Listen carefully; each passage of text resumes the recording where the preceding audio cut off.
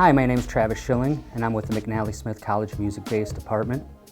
Today we're going to be doing a slap bass lesson and talking about some ways that we can practice slap bass that will help us develop the technique as well as improve some of the fundamentals that are necessary for any bass player to have. The first thing we want to understand about the slap bass style is that it's actually not a style at all. It's a technique.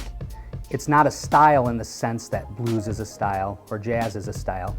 It's a style of playing. And because it's a style of playing or a technique, it's applicable to any type of music if done tastefully. There's been a lot of great slap bass players, and because of this, there's a lot of different ways that we can attack the strings, both in the slap sense and in the popping sense. And we're going to take a minute now to talk about some ways that we can slap the bass and pop the bass. The first and most common way that the bass is slapped is by using what's known as the bounce approach. The bounce approach is where we take the knuckle of the thumb on the picking hand, place it over the edge of the fingerboard, slap and bounce off. The sound that you're really looking for is the metal-on-metal contact that occurs between the string and the last fret of the fingerboard. That's going to give you your most pronounced and defined sound. A way that we can practice this technique is by simply playing 4 notes across each of the strings, as such.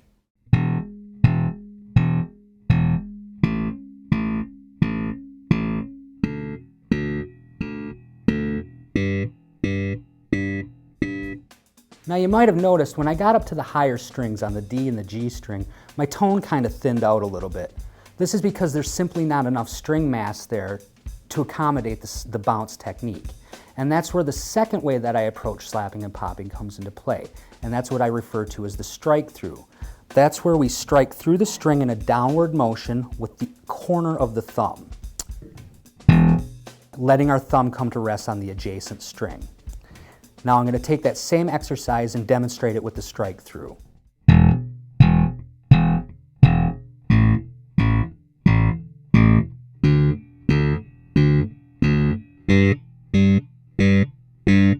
Now you might have noticed that my tone is more consistent even across all 4 strings of the bass.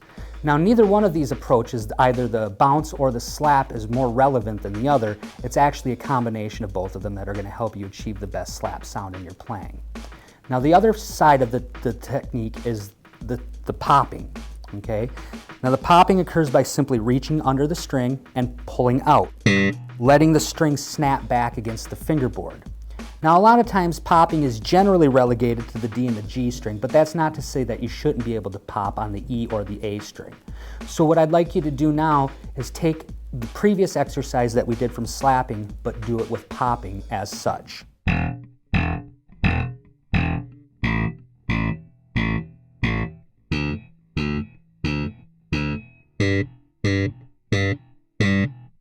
Now that we've learned our 2 new techniques, I'd like to talk to you about some ways that we can practice that'll help us develop that technique and also reinforce some fundamental musical principles that it's important for a bass player to know. I want to take a quick second and talk about a triad. What is a triad? Well, a triad is simply a 3-note chord, okay? Now a chord is 3 notes played together to create a harmony, and what I mean by the term harmony is major or minor in sound. As a bass player, we generally don't have a chordal instrument. So the question then becomes, what do we play as bass players? And the answer is arpeggios. Bass players arpeggiate triads, okay? And an arpeggio is simply the notes of a chord played consecutively rather than simultaneously. As a quick example, this would be a C major chord. This would be a C major triad. All the same notes played one after another rather than simultaneously. As bass players, it's important for us to know chords because that's generally what we're asked to craft our bass lines with. Now what I'm going to do right now is demonstrate the 12 major chords along with the notes that are contained within them. A C major chord consists of a C, an E, a G, and we can put a C on top of that. An F major chord is F, A, C, F. A B flat major chord is B flat, D, F, B flat. An E flat major chord is E flat, G, B flat, E flat. An A flat major chord is A flat, C, E flat, A flat. A D flat major chord is D flat, F, A flat, D flat. An F sharp major chord would be F sharp, A sharp, C sharp, F sharp. A B major chord would be B, D sharp, F sharp, B. An E major chord would be E, G sharp, B, and E. An A major chord would be A, C sharp, E, and A. A D major chord would be D, F sharp, A, D. And finally, a G major chord would be G, B, D, and G. What knowing all 12 major chords does for us is it allows us to start to understand what all the notes of all the other chord types that we encounter. As an example, if we take the second note of each of those chords that I just said, and we move them down or flat them 1/2 step. For example, in the key of C, we had C, E, and G. And we take the E and we move it down to E flat. We had just changed the C major chord to a C minor chord. C, E flat, G.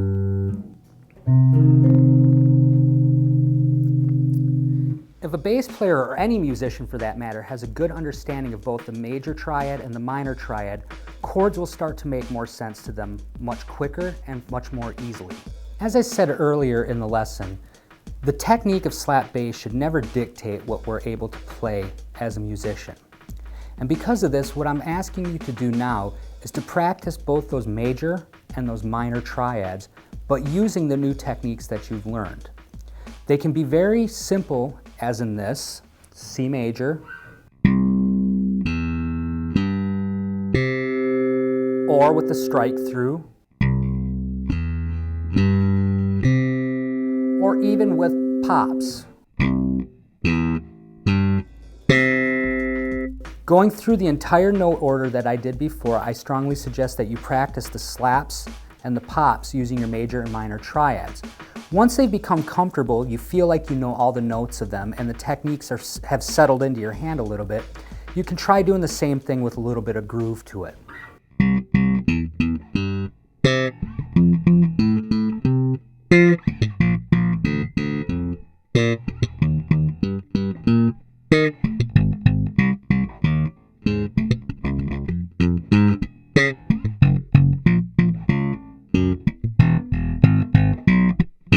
Etc. For the last part of the lesson, we're going to learn a simple bass line that utilizes both the techniques that we've learned and the fundamental chord information that we learned previous in the lesson. We're going to use a simple E minor triad, which consists of an E, a G, a B, and an E, and develop a simple bass groove for it. I'm going to take a second now and demonstrate that line.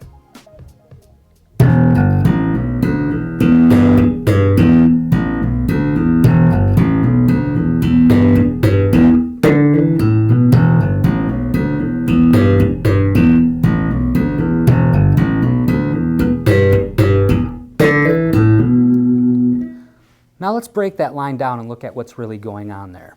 We're going to start off by hammering on from the first note to the second note of the chord, which would be an E to a G. Then we're going to hammer on to the third note of the chord, which is B, from the open A string. Then we're going to hammer on from the high E from the D string. Once we're at the high E, we're going to slap it one more time and follow that by 2 pops of the G string open, which is simply the second note of the chord, an octave higher. And then we're going to put the E back in on the D string. And lastly, we're going to finish it off by hammering onto B and hammering onto E. Here's the first motion of the bass line.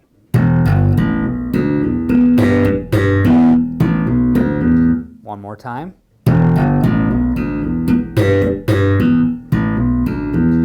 Now, one of the things that you might start to notice about the slap bass idiom is that there are often 2 or 4 note lines that repeat but have different endings, and this groove is no exception to that rule.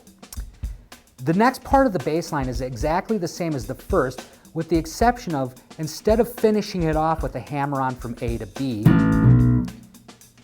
and a D to E, we're going to do that in reverse an octave higher. So we're going to hammer on from D to E, popped, and A to B, popped. I'm going to take a quick second now and demonstrate that groove with Kevin at a slow and a fast tempo.